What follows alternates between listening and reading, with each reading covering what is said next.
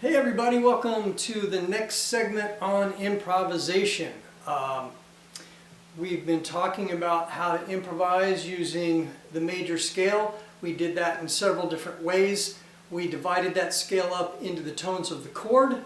Then we divided that scale up into separate pentatonic scales for each of the 1, 4, and the 5 chords. And then we started using the whole scale, and targeting chord tones. When we changed to a chord, we targeted to one of the 3 notes of the chord, and we sequentially went through that, going from the first scale degree of the chord, of the scale of the chord, then to the 3rd scale degree of the scale of the chord, and then the 5th scale degree of the scale of the chord. So far, we've never left the key. We've never left the scale of the key. If you target the chord tones in a 1-4-5 progression, if you target the major pentatonic scales relating to the roots of each of those chords in the 1-4-5 chord progression, and if you, of course, play the scale of the key, we've never left the scale of the key so far. Now we're going to widen the palette a little bit today, make things a little bit less consonant, but that little less consonants provides some tension, and the tension provides a little bit of that cool factor. It provides something that you can relieve, something that you can go from tension to something that is more consonant, and that tension and consonant pull back and forth sometimes makes the music very interesting. Okay? So today we're going to step just outside of that major scale by introducing the major blues scale. Okay? Now, when you talk to your friends in rock and roll and in blues, they're talking about a different scale. They're talking about a scale that's built off the minor pentatonic scale. The scale we're going to talk about today, we call it the major blues because it's built off the major pentatonic scale, which is something that you've already studied. So that you can see what we're doing, let's just pause here for a moment and go to the whiteboard where I have some things written out. We'll go through that, and then we'll come back and look at it on the instrument. Okay, so here's our whiteboard. Again, we're using the G scale here. This is G scale at the top. So far, we've practiced using just the 3 notes from our 1-4-5 chords, and we'll notice that those are all in the scale of the key. Then we went on to the pentatonic scale, and again, we pointed out that all these notes from the pentatonic scale that's based on the root of each chord is still all in the scale of the key if we're talking about a 1-4-5 progression in any key. Today we're going to talk about the major blues. And what we do with the major blues is we take our major pentatonic scale and we're going to add 1 note. We're going to add a flat 3rd.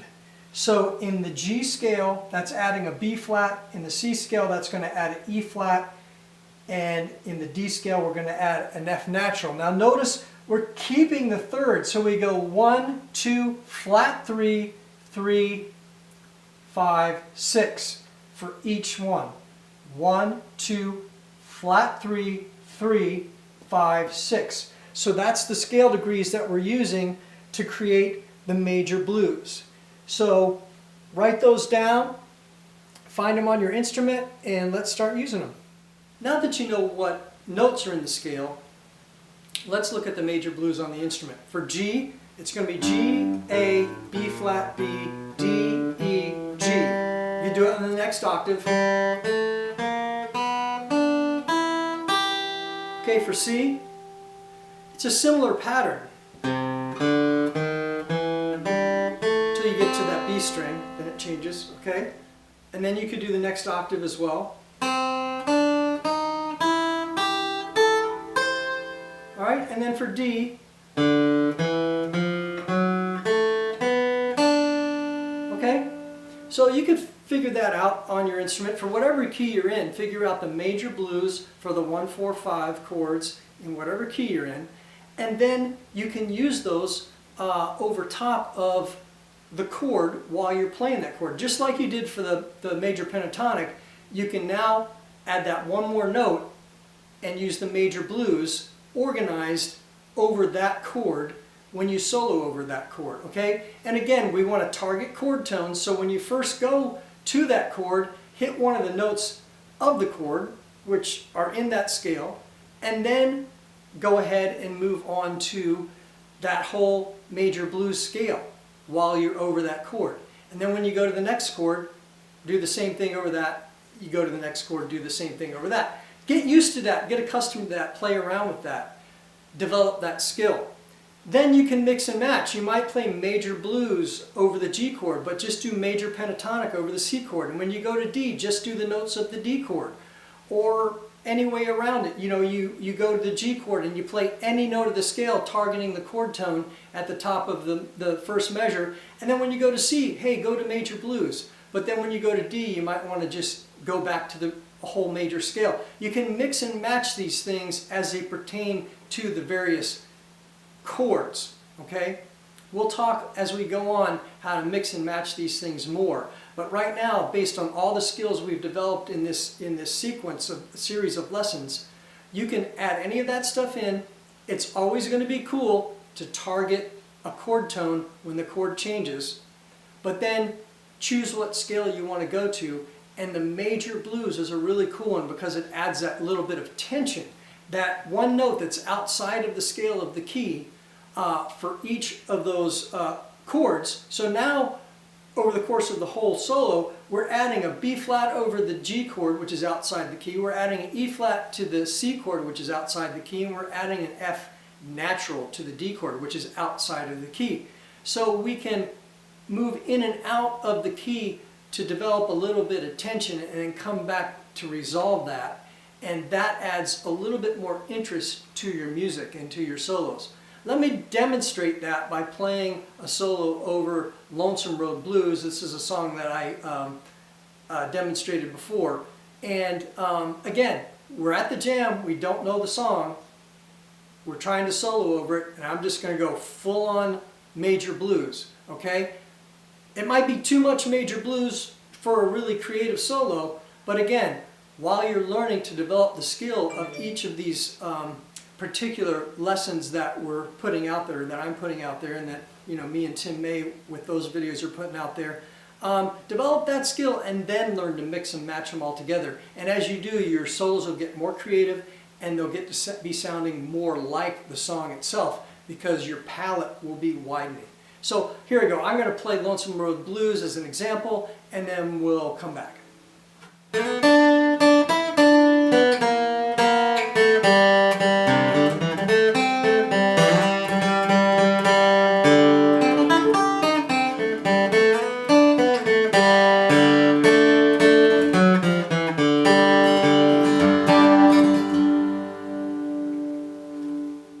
Okay, so in that solo what I did is just went to the major blues scale over every chord.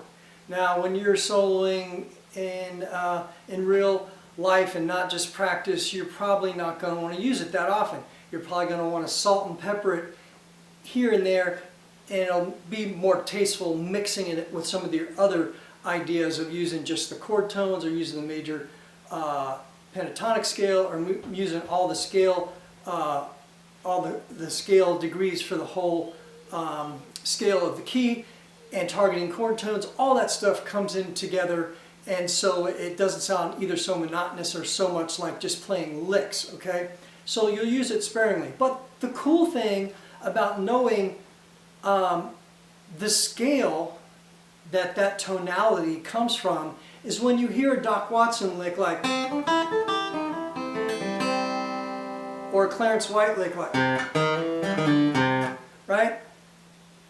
You'll know that sounds familiar. That's from the major blues scale. That's really cool. I like that sound. Maybe I can use the major blues scale and come up with some cool licks on my own. So, listen to Bill Monroe, listen to Doc Watson, Clarence White, whoever your favorite players are on whatever instrument you play, and you can come up with some cool stuff now that you know where those licks that they're playing come from. You can be creative and step outside of just memorizing that one lick from your favorite player. You can explore all possibilities with these scales and come up with your own stuff. So have fun with the major blues scale and work on that this week, and next time we'll come back with something else to widen your palette when you're working on improvisation over songs that you don't know. You just go to the jam and use these devices to what we're calling fake it till you make it. So here we go. Thanks for listening. This is Dan Miller for Bluegrass Unlimited magazine. We'll see you next time.